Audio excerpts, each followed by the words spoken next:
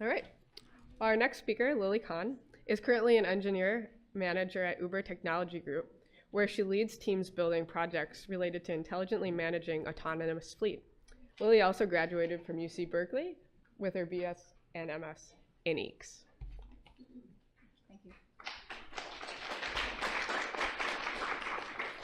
Hi, everyone. I'm really honored to have the opportunity to speak here.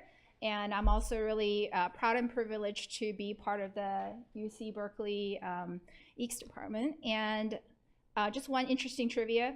I love Berkeley so much that I named 2 of my kids after Cal. So when the third one came, I was told, like, okay, don't have all of them have the same initials. So I had to choose something else that did not start with CAL. So anyhow, so I'm going to talk a bit about Uber and self-driving transportation.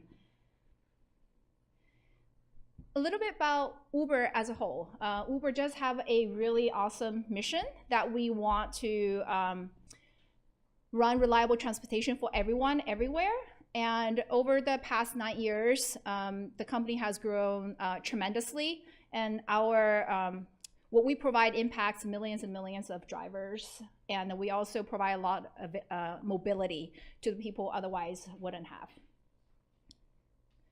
And here are some of the variety of products that Uber offers.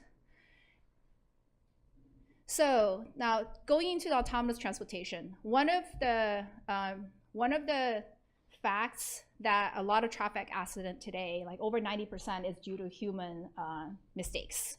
So we totally believe that autonomous transportation could save lives. And so far, Uber has a vehicle. You can see the picture there. It's a Volvo-based autonomous vehicle, and then there is an autonomous truck. Some of the statistics, we already ran 2 million autonomous miles, and we have operations in Pittsburgh and Phoenix and San Francisco. We even do passenger carrying trips in Phoenix and Pittsburgh. I actually flew back yesterday from Phoenix and was riding in one of the cars and tried to see how well or not well it's working. Okay, so going down to the technology, a little bit about technology. This is what a high-level aspects of what's on the car. So think about, in order for the car to work autonomously, it first has to be able to perceive objects, whether they're static objects or moving objects. Are they cars next to you? Are they parked? Are they moving? What about pedestrian? Are they waiting at the intersection, or are they crossing the road? So these are all things that have to be perceived accurately in order for the next step to happen, which is, well, you have to predict based upon the type of object what they're going to do in the next 5 to 10 seconds. So once you go through that prediction, then you have to figure out, well, what the car should do. So that's motion planning. So you plan out then the movement of the vehicle. Once you figure that out, then that gets passed down to the controls, and that essentially maneuvers the car. And then in addition, map is actually a very key part. Unlike Google Map, it has to be a lot more detailed. So the process to which to produce a map is actually an extremely laborious and difficult process. And it changes constantly too. So by the time the map gets released and gets out and get put on the car, actually many of the things already changed. So then what should the car do in the case where what the map says versus what it actually perceives is different? So these are also added logic that has to be considered in autonomous technology development. I sort of remember a long time ago when I was at Cal, I was on the PATH project. For those of you who studied here during that time, you may know PATH project. At that time, we were like, okay, GPS is not going to be accurate enough, and we were even thinking about putting magnets along the highway. We have to build out very specific lanes just to be able to run an autonomous vehicle.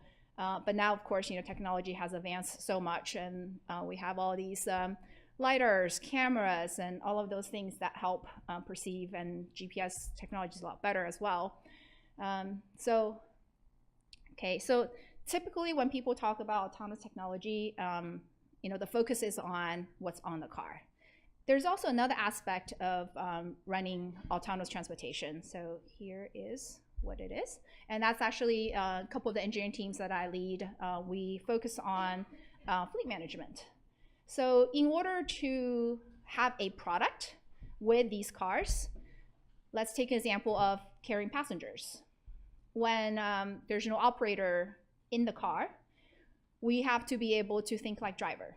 And we also have to be able to remotely monitor where all the cars are, what are they doing, and to ensure that there is safety and security associated with it. Just think about air traffic controller. And this is what, like every moment of time that we need to know what things are going, how things are going, and if there's issues, like we have to deal with it right away. So things that have to be considered, like, well, once I drop off a passenger, if I don't get the next one, where should the car go?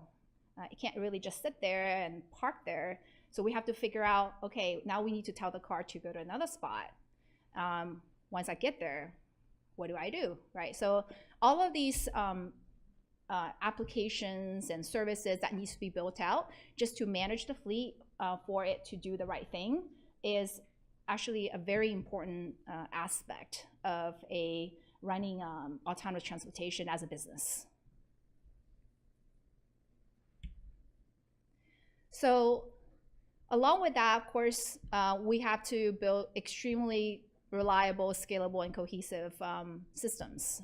There's a lot of things to consider here.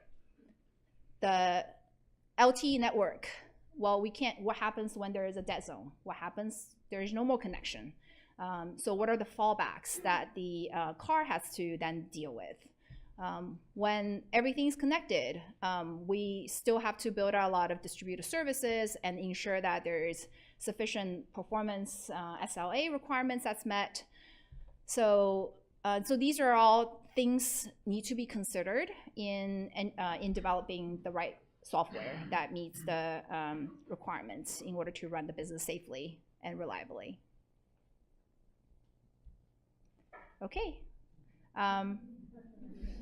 We're looking for talented engineers, product managers, designers. There is a Uber table out there. If there's anyone interested, be happy to chat.